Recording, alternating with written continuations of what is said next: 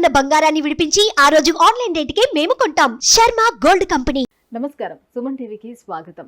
July మాసంలో ద్వాదశ రాశుల వారికి ఎలా ఉండనుంది, ఏ గ్రహాలు ఏ ఏ రాశుల వారికి అనుకూలిస్తున్నాయి, అలాగే ఏ గ్రహాలు అనుకూలించటం లేదు, వాటి వల్ల ఎటువంటి ఫలితాలు ఏర్పడనున్నాయి, ఈ విషయాలను తెలియజేసేందుకు మనతో పాటు ఉన్నారు ప్రముఖ జ్యోతిష్య శాస్త్ర పండితులు బ్రహ్మశ్రీ నందిబట్ల శ్రీహరి శర్మ గారు. గురుగారు నమస్కారం. వాగర్థ వివ సంపృక్తౌ వాగర్థ ప్రతిపత్తయే జగదఃపితరౌ వందే పార్వతీ పరమేశ్వరౌ. సదాశివసమారంభాం శంకరాచార్య మధ్యమాం అస్మదాచార్య పర్యంతం వందే గురుపరంపరాం. ఆదిత్యాయ చ సోమాయ మంగళాయ బుధాయ చ గురుశుక్రశనిభ్యశ్చ రాహవే కేతవే నమః. గురుగారు, మిథున రాశి వారికి ఈ జూలై మాసంలో ఎలా ఉండనుంది? నవగ్రహాల సంచారం ఎలా ఉంది? ప్రథమార్థం ఎలా ఉంది? ద్వితీయార్థం ఎలా ఉంది? మిథున రాశి వారికి చూసుకున్నట్లయితే ఈ యొక్క గ్రహ సంచార ప్రభావము 12వ తారీఖు వరకు లాభస్థానంలో కుజుడు, వ్యయ స్థానంలో 12వ తారీఖు నుంచి ఈ నెలంతా కూడా కుజుడు వ్యయ స్థానంలో గురువుతో కలిసి ఉంటాడు. ఇక తదనంతరం రాశిలోనే శుక్ర రవి సంచార ప్రభావము, అలాగే ద్వితీయ స్థానమందు బుధ సంచారం 19వ తారీఖు నుంచి, మరియు శుక్రుడు 6వ తారీఖు నుంచి ద్వితీయ స్థాన సంచార ప్రభావము పెరసి కొంత యోగదాయకమైనటువంటి పరిస్థితి అనేటువంటిది ఈ యొక్క మిథున రాశి వారికి ఉంటుందని చెప్పవచ్చు. ఇక దశమ స్థానంలో రాహువు, చతుర్థ స్థానంలో కేతు యొక్క సంచారము విశేషించి కొంత శుభ ఫలితాలు కలుగుతాయి. అవేంటో అవన్నీ మనం ఈ కార్యక్రమంలో ముందు చూసుకుందాం.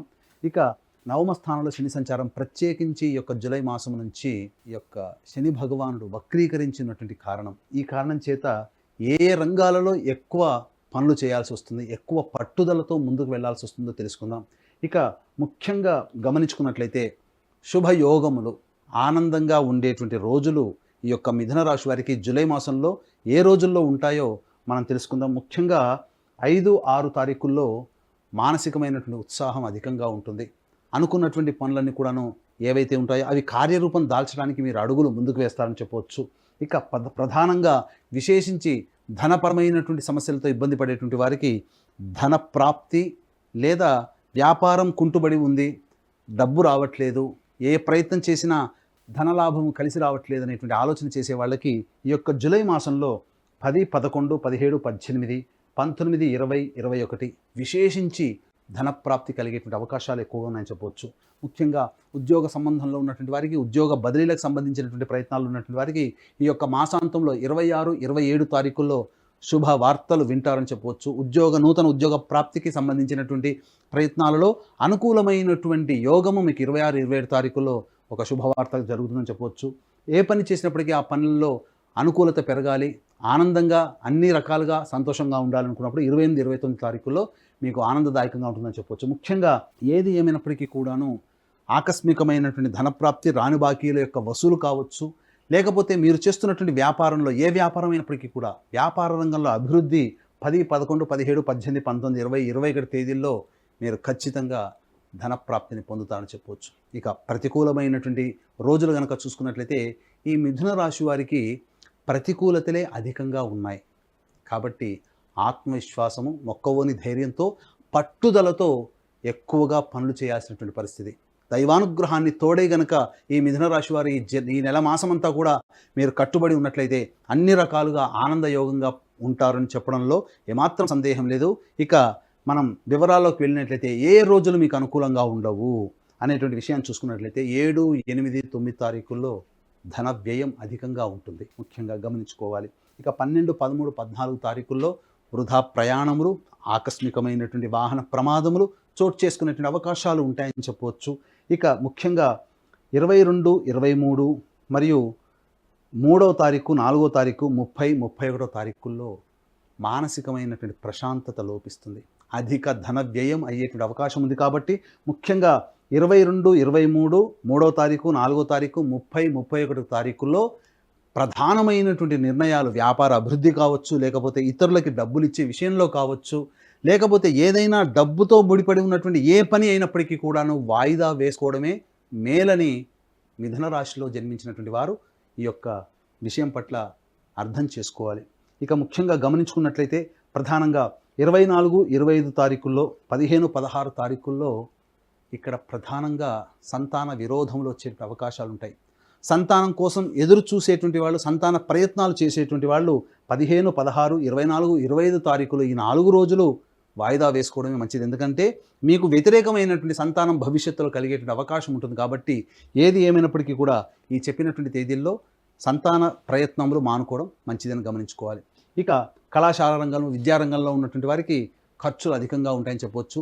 విశేషించి వివాహ ప్రయత్నాలు చేసేటువంటి వారికి ఈ మిథున రాశి వారికి ఈ యొక్క సంబంధించినటువంటి కొంత అనుకూలమైనటువంటి యోగదాయకంగా ఉంటుందని చెప్పవచ్చు. ఏతావాత చెప్పొచ్చేది ఏంటంటే ఈ యొక్క మిథున రాశి వారికి సంబంధించి ఎక్కువగా కష్టములే అధికంగా ఉన్నాయి. కాబట్టి జాగ్రత్తలు పాటించండి. మొక్కవోని ధైర్యంతో ఆత్మవిశ్వాసంతో పట్టుదలతో ముందుకు ప్రయత్నం చేయాలి. ఇక ముఖ్యంగా మిథున రాశి వారికి నవమ స్థానంలో శని వక్రీకరించినటువంటి కారణం చేత ప్రధానంగా విద్యకు సంబంధించినటువంటి చేయ ప్రయత్నాలు కొంత 1కి 2 మార్లు ప్రయత్నం చేస్తే తప్ప మీరు స్లాట్ పొందలేరు అనేటువంటి విషయాన్ని గమనించుకోవాలి. అలాగే పిత్రార్జితం కావచ్చు, స్వార్జితం కావచ్చు, లేకపోతే కోర్టు సంబంధించినటువంటి వ్యవహారాల్లో మీకు ఎక్కువగా 2-3 సార్లు వాయిదాలు జరిగేటువంటి అవకాశాలు ఉంటాయి. కాబట్టి జాగ్రత్తలు పాటించండి. ఏది ఏమైనప్పటికీ కూడాను మిథున రాశి వారికి ఈ యొక్క నెలలో దైవానుగ్రహం తప్పనిసరైనటువంటి విషయాన్ని గమనించుకోవాలి. ఇక దశమ స్థానంలో రాహు, చతుర్థ స్థానంలో కేతు యొక్క సంచార ప్రభావము ప్రతికూలమైనటువంటి ఫలితాల నుంచి మీరు బయటపడడానికి మీకు మార్గము సుగమము అవుతుంది. ఆ సుగమమైనటువంటి విషయాన్ని మీరు గుర్తెరిగి దానికి తగ్గట్టుగా దైవానుగ్రహము ఆత్మవిశ్వాసంతో ముందడుగు వేస్తే అనుకున్నటువంటి ఫలితాలు పొందుతారని చెప్పడంలో ఏమాత్రం సందేహం లేదు. అలాగే ఈ యొక్క జూలై 21వ తారీఖు రోజున గురు పూర్ణిమ.